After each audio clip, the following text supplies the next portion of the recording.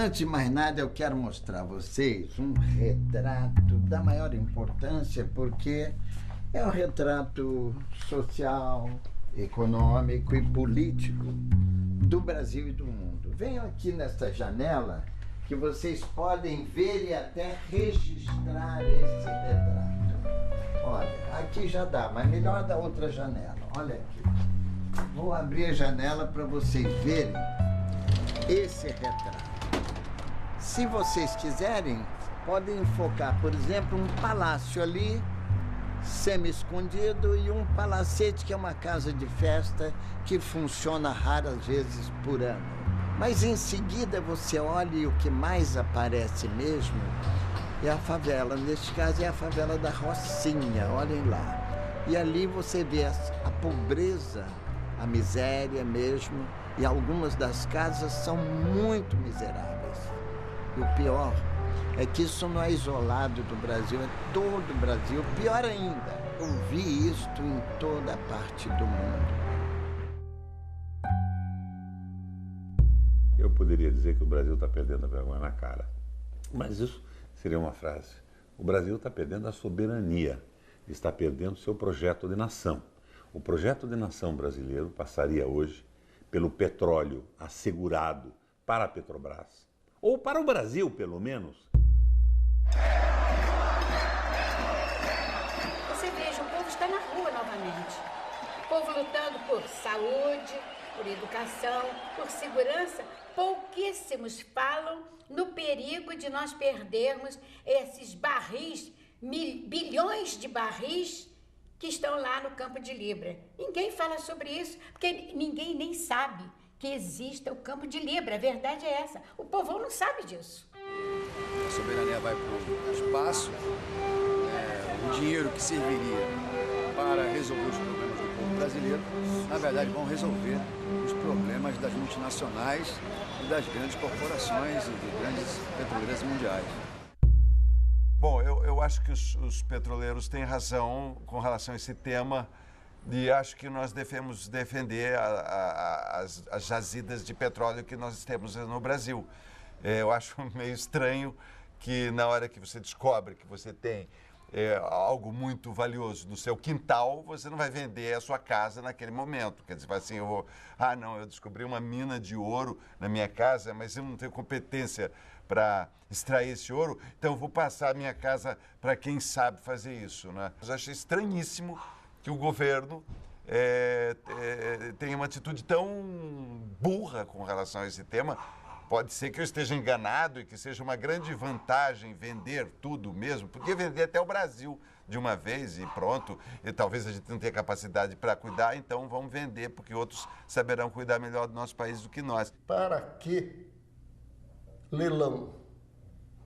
Leilão é a entrega das nossas riquezas. Já foi nosso pau-brasil, já foi nosso ouro, já foi nossa cana-de-açúcar, e hoje o governo brasileiro, infelizmente, entrega os poços de petróleo para as multinacionais que, historicamente, e a gente consegue observar, hoje só constrói guerras a todo mundo. Se você observar, em 100 anos do século passado, você teve mais de 200 guerras ou conflitos graves, que mataram centenas de milhões de pessoas e outros tantos milhões ficaram inutilizados física ou mentalmente. A guerra geralmente é um objetivo de saque, assim como a violência individual é um objetivo de roubar, furtar.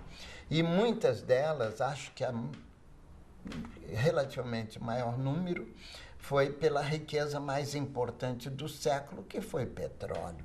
E deste século também. Nesses 13 anos do século XXI, você já teve várias guerras ameaçando superar o século XX, a não ser que o homem repense nessa brutalidade e mude de caminho. O petróleo brasileiro tem que ser para o povo brasileiro, nada mais justo do que o povo poder opinar, poder gerir também. Porque, na verdade, o que o Estado brasileiro hoje dá, né, e há muitos anos fornece isso para a juventude, são assassinatos, sequestros da juventude brasileira, a droga, não ter acesso a uma educação decente, a evasão nas escolas. Esse projeto tem que ser superado, nós temos que construir o nosso. Se depender do governo brasileiro, da Dilma, se depender do Congresso Nacional, da Suprema Corte, o nosso petróleo vai embora. A Constituição brasileira, no artigo 20, diz que é patrimônio da nação o conjunto dos recursos do subsolo, incluindo o petróleo, o gás natural e os potenciais hidráulicos. O artigo 5º da Constituição brasileira diz que são direitos sociais, o direito à educação, à saúde, à moradia e outros mais. O governo tem dito que não consegue resgatar esses direitos por falta de dinheiro. Ora, os números que nós mostramos aqui, de ter um excedente econômico da ordem de 400 bilhões até 2 trilhões de reais por ano, mostra que potencialmente o pré-sal pode permitir, junto com outros recursos naturais, como os potenciais hidráulicos, gerar essa riqueza, mas tem que ser organizado. Será que interessa ao Brasil estar negociando, privatizando essa riqueza que, por Constituição, é brasileira, é da nação, é da União? Não é? Estar vendendo aceleradamente essa riqueza sem beneficiamento para o exterior, permitindo que os Estados Unidos, inclusive, acumulem petróleo para tempos em que o petróleo será muito mais caro, porque mais escasso, e o petróleo nosso vai estar servindo aos Estados Unidos para eles comandarem o comércio internacional desse bem tão especial. Tudo isso é irracional. Caberia uma outra política para o país. O futuro dos nossos desejos passa estrategicamente pela maneira como o país cuida da energia. Pois bem, eu sou da geração do petróleo é nosso. E quero agora reafirmar: o petróleo tem que continuar sendo nosso. Entregá-lo à exploração de estrangeiros é, do meu ponto de vista, um erro histórico brutal. Gastamos milhões de dólares para explorar, para pesquisar e para descobrir esse petróleo. Achamos o petróleo. A Petrobras foi e gastou dinheiro com o dinheiro do povo brasileiro. Quer queira ou não, a Petrobras é do governo brasileiro. As maiores ações estão na mão do governo brasileiro. Consequentemente, é do povo. Então, o povo foi lá e contribuiu com o seu imposto e ajudou a Petrobras. E lá no pré-sal, descobri, sim, uma das maiores reservas mundiais de petróleo que nós temos, 42 bilhões de barris. Aí, o que acontece? Agora que nós sabemos que o petróleo lá, na hora da gente sugar esse petróleo, aí vem alguém e diz: olha, não, a Petrobras não tem condições de explorar sozinha. Como não tem condições? Ela não tem reserva. Ótimo, mas o governo brasileiro tem reserva. A riqueza mais importante que nós temos é o futuro. Se nós continuarmos a leiloar a principal riqueza que nós conquistamos, nós vamos perder o futuro. Nós vemos um sistema que as pessoas são chamadas a votar de 2 em 2 anos só, mas não participam de uma decisão política. Todas as eleições são estelionatos eleitorais, onde se falam mentiras e não se cumpre nada disso. A Dilma Rousseff se elegeu dizendo que ia ser contra as privatizações e está promovendo a maior privatização da história do país. Desde já, eu afirmo a minha posição. É um crime privatizar a Petrobras ou o pré-sal. Isso seria um crime contra o Brasil, porque o pré-sal é o nosso grande passaporte para o futuro. Vamos também leiloar em outubro um imenso campo de petróleo do pré-sal, o Campo de Libra. O educador Paulo Freire já sustentava que não basta a informação, o conhecimento, é preciso que ela gere consciência, e de preferência uma consciência nacional e popular.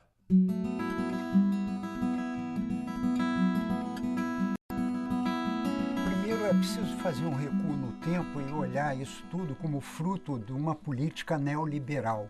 O conceito neoliberal de economia levou a uma retirada crescente do Estado do seu papel de planejador e de regulador da diversidade da sociedade. O neoliberalismo tem essa lógica. Cada empresa, cada ator econômico, seja empresa, consumidor, contribuinte, vai procurar o seu máximo benefício. E, diante do confronto de interesses que se dá nesse espaço econômico, vai chegar a um equilíbrio entre oferta e demanda, que é o reino ideal da economia neoliberal. Na prática, isso não acontece. Os mais fortes ganham sempre e submetem os mais fracos, que ficam carentes. Sem democracia econômica, não há democracia política. Então, o povo não participando das riquezas se torna objeto. A primeira campanha, O Petróleo é Nosso, né, começou com a União Nacional dos Estudantes. E desde aquela época se debatia a importância do Brasil, né, ter controle sobre as suas reservas de petróleo. E essa campanha do Petróleo é Nosso foi talvez a grande campanha que movimentou o Brasil, que fez o Brasil se manifestar. E nós participamos da legislação, quando o doutor Getúlio Vargas mandou a lei para o Congresso Nacional. Foi um dos momentos bonitos de euforia do povo brasileiro.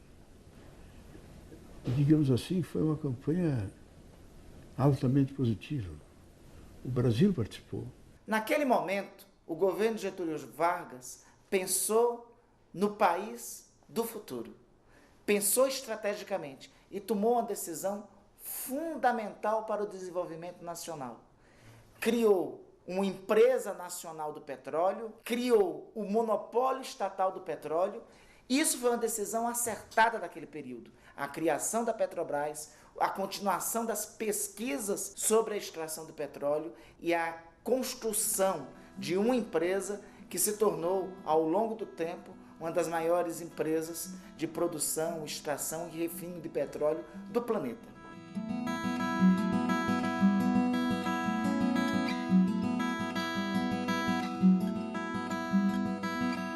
A Petrobras é, dentre as petroleiras do mundo, a que tem maior número de plataformas em águas ultraprofundas, construiu uma aliança estratégica com centros de pesquisa do Brasil e do exterior, com todas as empresas do mundo inteiro, as trata de igual para igual, e tem a capacidade de liderança e é respeitada no mundo inteiro. Só aqui dentro que ousam dizer que a Petrobras não tem capacidade. A riqueza que nós temos hoje é dupla. De um lado, o petróleo descoberto, mas a maior riqueza está na capacitação construída ao longo de 6 décadas na Petrobras para ser capaz de formular um modelo geológico, confirmá-lo, fazer todas as operações organizadas para chegar à província do pré-sal. E a gente vê que desde a época do Fernando Henrique para cá, né, com as rodadas de leilões do petróleo, a gente está perdendo algo que a gente conquistou lá atrás. Qual é o conceito da licitação do petróleo no modo anterior? Você tem um risco exploratório. Você vai explorar e, sei lá, 20% dos poços que você fura, você encontra. 80% você não encontra e toma um prejuízo, mas o que você encontra compensa. Então você tem um risco, então você está pagando uma coisa para depois correr o risco de achar ou não petróleo, e aí você faz uma espécie de aposta. No pré-sal não é bem assim. Não é essa aposta toda, é praticamente você entrar numa área muito, muito promissora, com a maioria com descobertas. Então, se você chegasse e mantivesse o mesmo marco regulatório, era insustentável politicamente. Houve, antes disso, uma grande luta política para ver se mudava ou não até esse marco regulatório. O Hildo Sauer, que era diretor na época de Gás e Energia da Petrobras, ele denuncia que no governo Lula havia um setor que não queria sequer mudar para o novo marco regulatório. E que esse setor, quem liderava esse setor era a Casa Civil, que na época era a senhora Dilma Rousseff. É preciso, todavia, revisar a gestão da Petrobras também. A atual gestão da Petrobras, que se agravou a partir dos últimos 5 ou 6 anos, já a partir do segundo governo Lula, precisa de uma urgente revisão e transparência. Eu fui para um debate no centro Celso Furtado foi meu mestre e amigo, e lá estava quando tinha uma mesa sobre petróleo e o diretor da Petrobras declarou o seguinte: a primeira obrigação da Petrobras é com os seus acionistas. Eu levantei a mão dizendo que a primeira obrigação da Petrobras é com o Brasil e com o povo brasileiro, até porque ela só existe porque existe o Brasil e existe o povo brasileiro. Mas não, ele achava que o critério importante era o tamanho do dividendo, porque a cotação da Bolsa de Nova York era o barômetro que conduzia a administração da Petrobras. O que eu estou querendo te dizer é que o desvio que foi feito da Petrobras é muito sério. No dia de hoje, a empresa, a dona Graça Forster, que é a presidente da Petrobras, ela pode vender para quem ela quiser qualquer ativo da Petrobras, inclusive campo de petróleo, sem licitação. E isso, você brasileiro talvez não sabe, já foi feito. foram vendidos 2 campos de petróleo para o seu Eike Batista, sem que ninguém soubesse.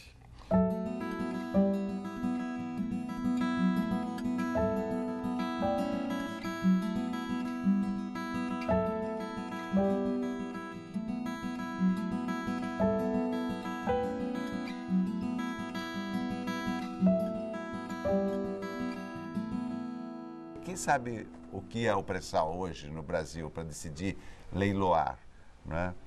Quais são os critérios, qual é a transparência que vai haver nesse leilão? Bom, mas eu sou contra o leilão a princípio. Aliás, as próprias dimensões desse campo de Libra mereceriam um exame mais cuidadoso por conta do governo. Afinal de contas, estimá-lo entre 8 e 14 bilhões de barris por si só já mostra uma imprecisão muito grande. Para saber quanto petróleo tem, basta contratar a Petrobras. É uma estimativa de 100 poços de Santa Catarina e Espírito Santo. Feitos pela Petrobras, custaria algo como 5 a 6 bilhões de dólares apenas, e nós saberíamos se temos 100 bilhões de barris, 200 bilhões de barris ou 300 bilhões de barris. A Noruega, quando começou as atividades no Mar do Norte também, ela escolhia os melhores blocos e dizia, nesse aqui quem vai atuar é a Statoil. Esses outros aqui podem ir para leilão. Estamos, entre aspas, proletarizando a Petrobras em favor do capital financeiro internacional, para arrancar o petróleo de lá, jogá-lo no mercado internacional, para atender a estratégia americana de conseguir reduzir o preço do petróleo e assim melhorar a sua taxa de acumulação. Se eu for Banco Internacional e a Petrobras vier me procurar e dizer, eu tenho um campo chamado Libra, que eu furei e que já deu uma quantidade espantosa de petróleo. Aqui estão todos os estudos geodésicos que demonstram que lá está uma reserva da ordem de 18 bilhões de barris. Preciso de um empréstimo, na hora. Nós podemos garantir uma vida digna, com emprego, salários, avançar a tecnologia, o crescimento, o desenvolvimento desse país. E isso, essa riqueza que hoje tentam entregar por uma miséria de 10% de royalties, é realmente um crime de lesa pátria.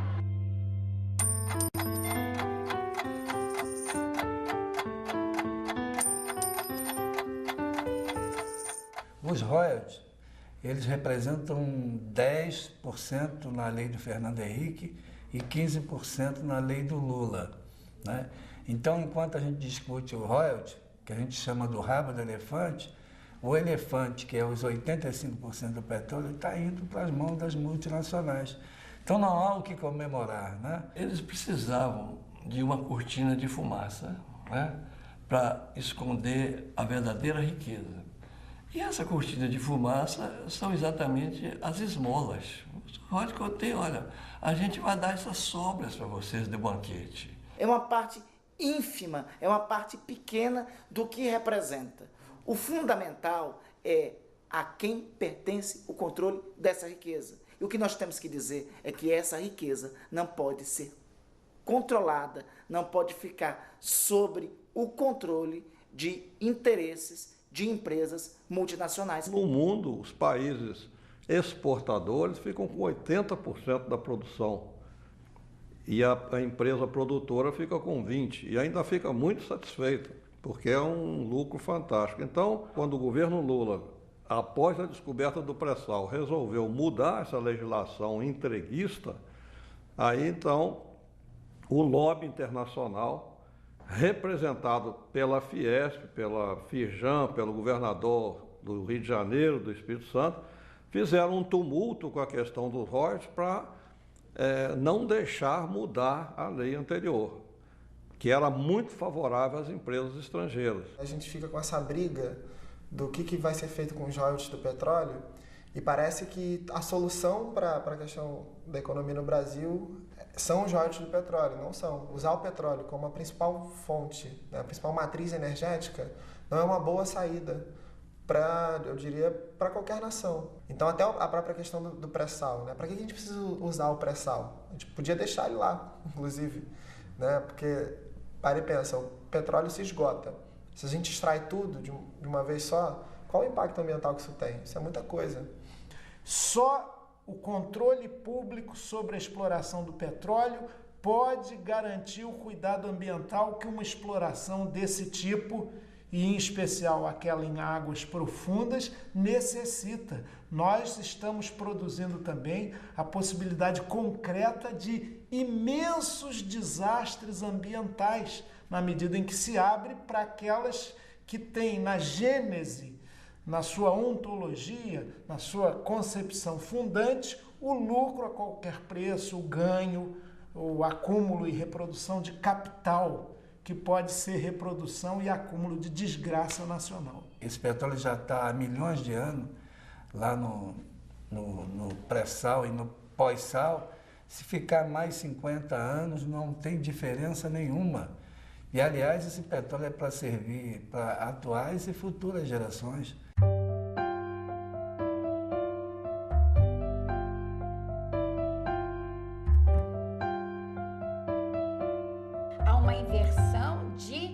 Notícias para a sociedade. Depois do sucesso que foram as primeiras passeatas, agora só se passa o que existe de pior. Só falam nos vândalos, só falam naqueles que estão lá, justamente não se sabe mandados por quem, para atrapalhar um movimento legítimo. O grande desafio que nós temos é procurar obter canais de informação que sejam seguros, que sejam eficazes e que possam informar e levar, portanto, a reflexão e a conscientização do povo. E, infelizmente, a mídia dominante cumpre um papel deseducativo nesse sentido. A mídia dominante é uma mídia controlada por grandes corporações que vivem de verbas publicitárias que advêm, em boa parte, de empresas multinacionais e de empresas do próprio governo. Portanto, é uma imprensa que, de alguma maneira, se coloca refém desses mecanismos de financiamento. Eu abro a grande mídia e vejo mais ou menos passando a ideia que o petróleo vai perder valor. É absurdo isso. Então você vê que, infelizmente, o tempo todo, essa questão do petróleo está em segundo plano. Quando se fala de petróleo, é para elogiar que houve um leilão. Que ótimo que houve um leilão. Eu lamento muito se tiver algum espectador que está lendo o seu jornalzinho e acreditando nele, mas tudo aquilo ali é um mundo ceifado, é um mundo camuflado, ele não vê o verdadeiro mundo.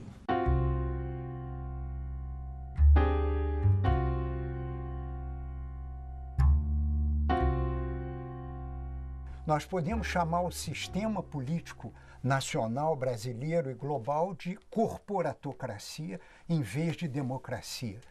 Então, nessa perspectiva, quem ganha são as empresas privadas. Com essa pressa, com essa falta de planejamento do desenvolvimento total da economia e da sociedade brasileira, onde cada política específica, como a política energética ou a política de transporte, tem que fazer parte de um projeto mais abrangente que tenha como eixo central o bem-estar, a satisfação das necessidades da população brasileira, e todo o ganho material como meio para este grande objetivo. Não é o eleitor que comanda a votação dos deputados. É quem financiou a campanha deles, os grandes lobbies empresariais. Então as multinacionais, através dos seus lobbies, através de testes de ferro, ou diretamente em doação de campanha, as verdadeiras bancadas no Congresso Nacional não é a bancada do PMDB, a bancada do DEM ou do PT, é a bancada ruralista, a bancada das empresas farmacêuticas, a bancada dos tubarões da educação, a bancada do petróleo, que muitas vezes tem interseções entre si também. O Barack comanda a política externa brasileira, pelo menos é a impressão que a gente tem com esses atos concretos e predatórios à soberania. Os Estados Unidos está muito longe daqueles princípios dos pais fundadores da pátria. Princípios de liberdade, aquele discurso extraordinariamente bem elaborado que deu início à organização do país. Hoje a coisa fica clara. Quem manda é o capital, é o capital financeiro, são as petroleiras, é o interesse econômico. Quando o Brasil descobriu o petróleo com perspectiva de se tornar até uma super Arábia Saudita. E com isso o que acontece? A chamada Quarta Frota Americana veio logo passear nas costas do Brasil, como que ameaçando, ceda esse petróleo ou então eu tomo. E aliás, você vê, eu nem sei se esses tais leilões que estão fazendo, se seriam leilões por meio de chantagem ou não, ameaças graves. Então, de repente, os governos têm que se submeter sob pena de correr o risco de uma guerra destrutiva da nação. Veio o vice-presidente dos Estados Unidos falar pessoalmente com a Dilma e com a Graça. Certamente deve ter dito a Dilma, ou você leiloa o pré-sal ou esquece a reeleição. Deve ter sido essa a mensagem. E a Graça para dizer, olha, compre o mínimo que você puder, fique com seus 30% e não se engraxe aí da proposta, porque nós queremos esse campo. O que acontece é que é muito diferente de você estar na oposição, estar fazendo luta política fora do governo, estar no governo, né? Estar no governo é uma coisa complicada, porque você não tem, primeiramente, você não tem uma base, e no Brasil é característico isso, nenhum governo teve uma base de apoio muito grande, muito sólida no Congresso. Nunca tem. Você tem uma visão militar que o tempo todo, embora seja nacionalista a maioria das vezes, vê a política de modo diferenciado, né? Tem o medo da esquerda e acha que o grande sistema é o capitalista.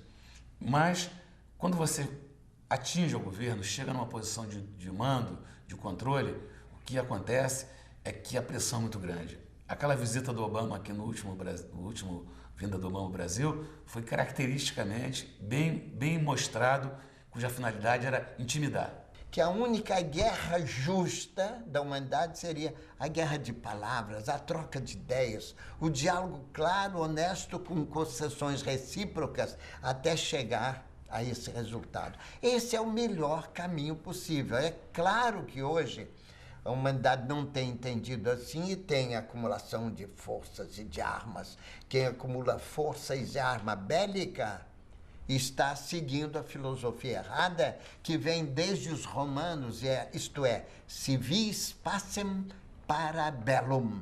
Quer dizer, se você quiser a paz, prepara-te para a guerra. O que é um sofismo ou mentira. Quem quer a paz, procura a paz, se não a guerra. Quem quer a guerra, procura os meios de guerra.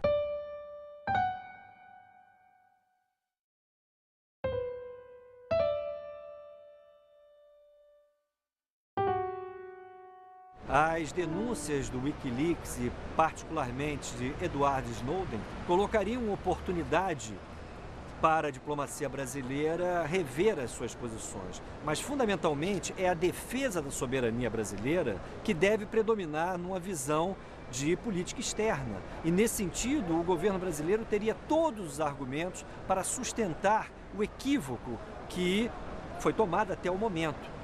Quando se noticia que os Estados Unidos conhecem até a vida íntima do presidente, está por dentro de tudo que acontece no Brasil, citar esses dados aí, eles também devem ter. Exatamente quando o mundo inteiro, não é o Brasil, está a boca aberta com a ousadia negativa do americano, e ficou claro agora que não foi uma possibilidade de defesa, de segurança, de terrorismo, não, eram dados técnicos da economia para favorecer e para agir. Então, se vazou para o exterior, alguma empresa ligada ao capital internacional teve acesso. Ia vazar para ficar só dentro do Departamento de Estado americano? Não. Eu acho que essa questão do Snowden, ela provocou manifestações da situação e da oposição a favor da soberania brasileira. Foi de PCdoB a Aécio Neves. Mas quando o governo federal faz uma política em contrário a isso, nós vemos um grande silêncio no Congresso Nacional.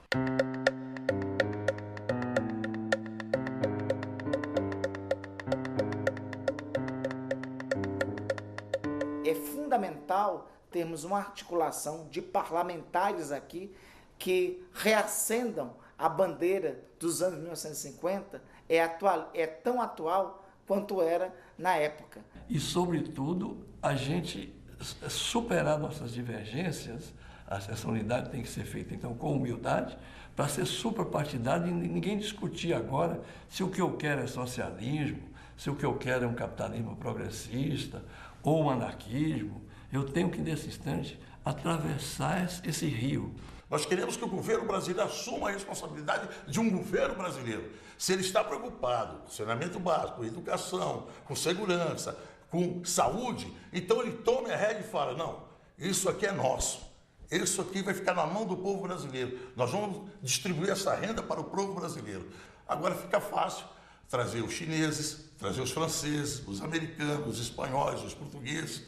Vem para nosso país, participa de leilões, ganha a sua fatia, leva divisa para os seus países e deixa para a gente o quê? O que está precisando é organização. E essa organização não tem. E o que nós estamos cobrando é isso. Nós, petroleiros, queremos organização desse país. Nenhuma dessas empresas hoje tem colocado o produto extraído do nosso solo à disposição das nossas indústrias, nem mesmo na parte de comercialização, assim como na parte do transporte. Todo o transporte é feito por empresa das próprias exploradoras, como é o caso da Shell, Schlumberger, Halliburton e tantas outras aí.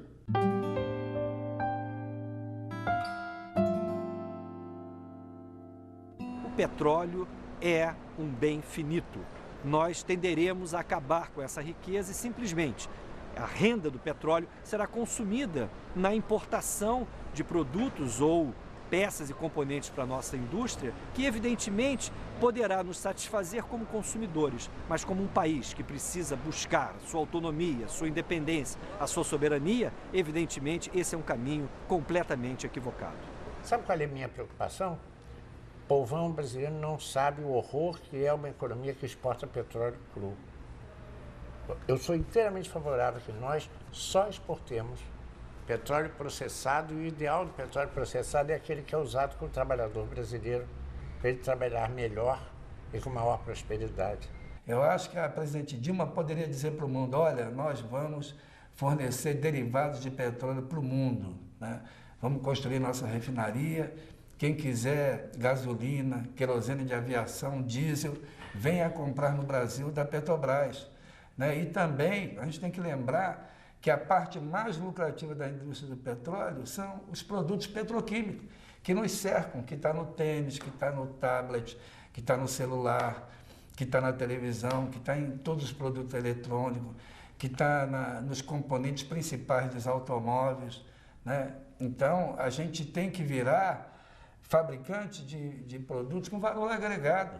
É um absurdo a gente exportar petróleo para depois comprar o tablet, o tênis, o carro. Muitos falam com razão que o Brasil vive um processo de neocolonização e de globocolonização. Há países no mundo com essa função, produzir matérias-primas, matérias brutas, insumos básicos que, beneficiados em países centrais de maior tecnologia e maior produção de agregar valor industrial, devolvem depois isso e vendem para lucro da sua balança comercial. Então, é também inadmissível que o Brasil, que foi o país que dos anos 30 aos anos 80 fez uma revolução urbana-industrial, uma transformação urbana-industrial admirável, das maiores do planeta, continue agora nessa situação, que lembra o período colonial, o ciclo do açúcar, do ouro e dos diamantes, até do pau-brasil, no início da colonização portuguesa aqui. Quer dizer, a gente é um celeiro do mundo. E nós poderíamos muito bem utilizar esse recurso, não só sob o ponto de vista financeiro, que as exportações do petróleo irão acarretar, mas como um instrumento de política e, especialmente, um instrumento de geopolítica. Nós poderíamos, por exemplo, nos associarmos a outros países em desenvolvimento para melhor investir na nossa infraestrutura social e logística. E outro ponto da expansão do quintal americano é um acordo assinado em março de 2011 entre Obama e a senhora Rousseff para definir uma parceria estratégica para beneficiar ambos os países e desenvolver todo o recurso do pré-sal na plataforma brasileira. Ora, o que interessa neste caso os Estados Unidos não interessa o Brasil. O Brasil devia estar buscando se de fato vai se tornar, como prevêem os planos, o quarto maior exportador do mundo, talvez o terceiro, em 2020, daqui a 8 anos. Ele tem que se aliar à estratégia da OPEP, que vai permitir obter o maior excedente econômico. Do contrário, fazendo o que está fazendo, convertendo o petróleo nesse ritmo, sem planejamento, outorgando contratos que se resolvem por si, como são os de concessão e de partilha. Em 20 ou 30 ou 35 anos, toda e qualquer gota de petróleo estará exaurida, no ritmo que dita o contrato, não no ritmo necessário para organizar a produção brasileira em cooperação com a OPEP, de forma que esta subordinação brasileira e também a mexicana, a estratégia americana, não serve aos interesses do país. Se você perguntar quem tem direito a planejar atualmente nesse mundo neoliberal, quem tem direito a planejar é cada empresa. Isso é uma loucura. Cada empresa se planeja para 10, 20, 30 anos. E o nosso país, o horizonte máximo de planejamento são os 4 anos de governo de uma administração eleita por 4 anos. Isso não é horizonte estratégico, isso não é projeto nacional de desenvolvimento. Segundo aspecto, para ser um projeto nacional era preciso que a população participe. Então, quem é que é o sujeito da produção das riquezas? O mundo do trabalho. Onde é que eles vivem? Eles vivem em comunidades, seja nas cidades, seja no campo. Essas seriam as primeiras unidades de planejamento, que vão colocar em cima da mesa as suas várias necessidades econômicas, sociais, ambientais, não é? Culturais, tudo isso colocado ali como matéria a ser planejada para que haja desenvolvimento destas populações locais. O Plano de Desenvolvimento Nacional seria uma síntese de todos esses planos descentralizados. Isso seria um planejamento democrático, participativo, soberano e endógeno do desenvolvimento nacional. Se a nação não tiver na cabeça do dirigente público, na cabeça do dirigente sindical, na cabeça do jovem estudante, na cabeça do professor de escola primária, nós estamos lascados. O que é que nós fizemos? Nós pegamos a ideia de nação e jogamos fora. Essa é que é a verdade. Entendeu? Esse é que é o problema. Nós estamos trabalhando por espasmos em cima de crises. Nós não temos um projeto nacional. O PIB brasileiro, alguns anos atrás, tinha 31% da sua composição em produtos industriais produzidos no nosso território. Isso caiu para 13%. Nós estamos primarizando a economia. E esse petróleo da Libra podia ser o petróleo da grande arrancada, da industrialização, da educação, da saúde, tudo isso que nos falta.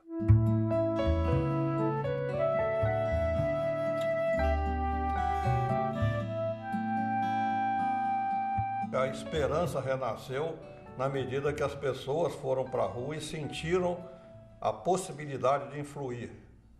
E influir positivamente, quer dizer, exigindo moralidade nos governos, exigindo investimentos para a população, exigindo maior honestidade e probidade administrativa. Então é hora do povo exigir o direito de ser sua a maior riqueza que o Brasil já teve, ou seja, a maior oportunidade da história do Brasil de deixar de ser o eterno país do futuro.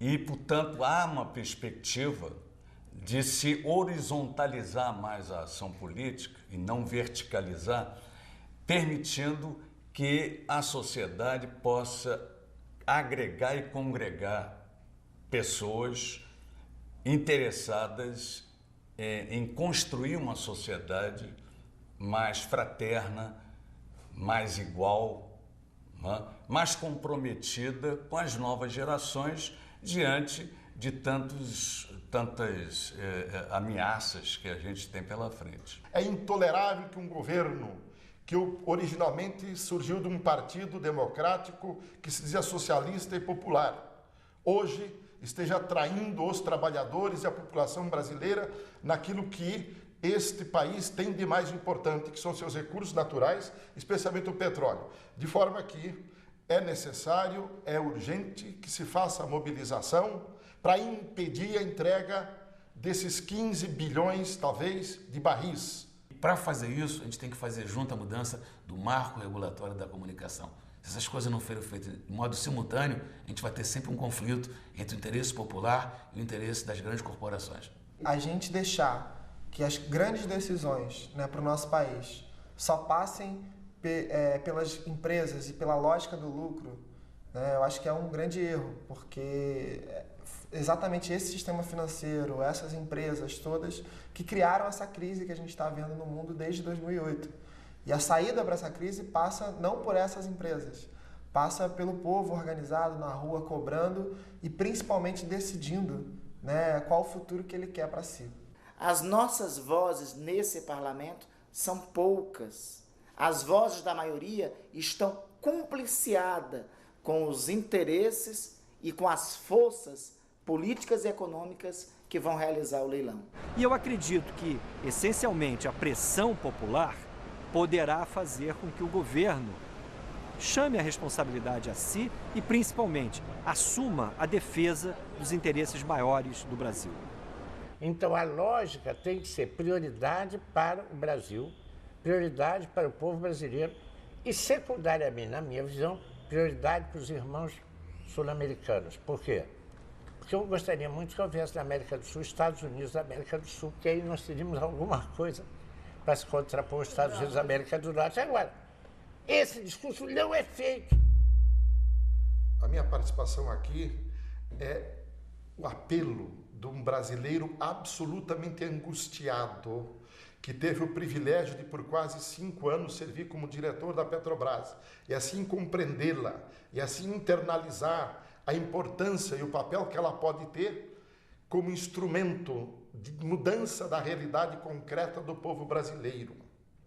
Vê-la vilipendiada como está sendo, e ver o pré-sal tratado com essa desfaçatez como vem sendo tratado, me faz soltar esse grito de angústia e um apelo a que finalmente nos unamos todos para levar esta campanha a todos os cantos do Brasil e resgatar o que é um direito de todos os brasileiros. Este é o apelo, este é o clamor que sai da profundidade da minha angústia, que é preciso dar esse testemunho, clamar para que nos unamos e evitar que mais uma vez a história se repita contra a possibilidade de alterar definitivamente este país que poderia ser muito mais humano, muito mais justo e muito mais igualitário.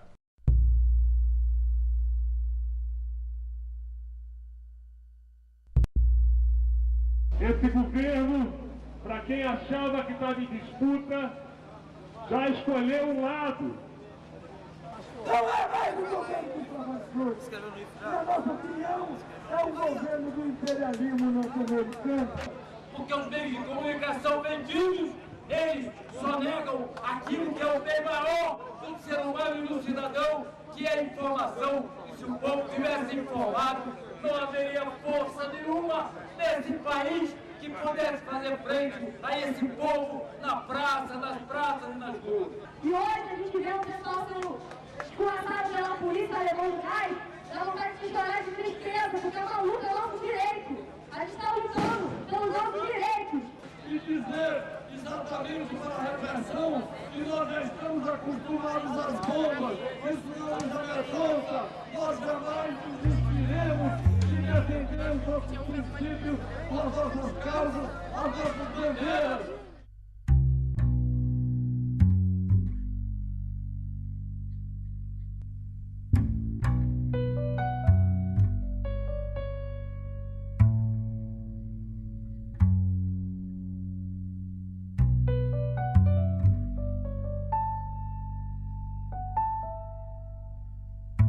Quem constrói os palácios, palacetes, casas nobres, certamente mora na favela ou mora até na rua. Há pessoas que moram praticamente na rua.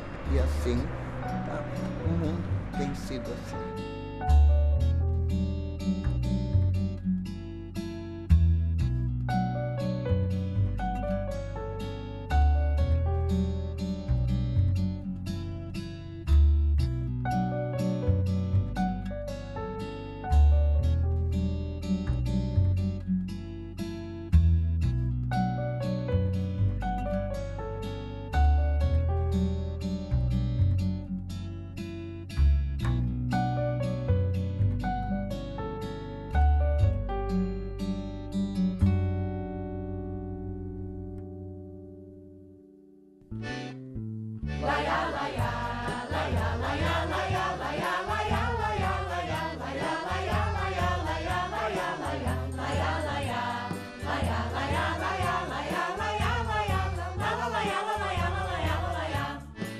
Tem que ser nosso, ninguém vai meter a mão.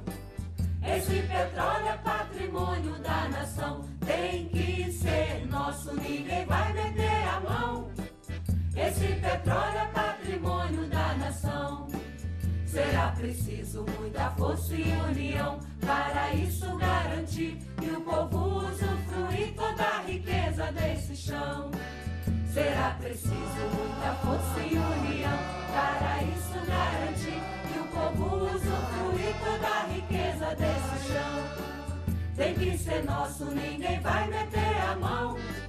Esse petróleo é patrimônio da nação. Tem que ser nosso, ninguém vai meter a mão. Esse petróleo é patrimônio da nação. Já posso ver o sorriso de Maria, as crianças na escola, a sanfona e a viola, tudo como eu queria. Já posso ver o sorriso de Maria, as crianças na escola, a sanfona e a viola, tudo como eu queria. Tem que ser nosso, ninguém vai meter a mão. Esse petróleo é patrimônio da nação. Tem que ser nosso, ninguém vai meter a mão. Esse petróleo é patrimônio da nação. Zezinho já disse, vou estudar pra doutor. Se o dinheiro do pré-sal for mesmo pro social, tudo vai mudar de cor. Zezinho já disse, vou estudar pra doutor. Se o dinheiro do pré-sal for mesmo pro social, tudo vai mudar de cor. Tem que ser nosso, ninguém vai meter a mão. Esse petróleo é patrimônio da nação. Tem que ser nosso, ninguém vai meter a mão. Esse petróleo é patrimônio da nação. Tem que ser nosso, ninguém vai meter a mão. Esse petróleo é patrimônio da nação. Tem que ser nosso, ninguém vai meter a mão. Esse petróleo é patrimônio da nação. Laia, laia, laia, laia, laia.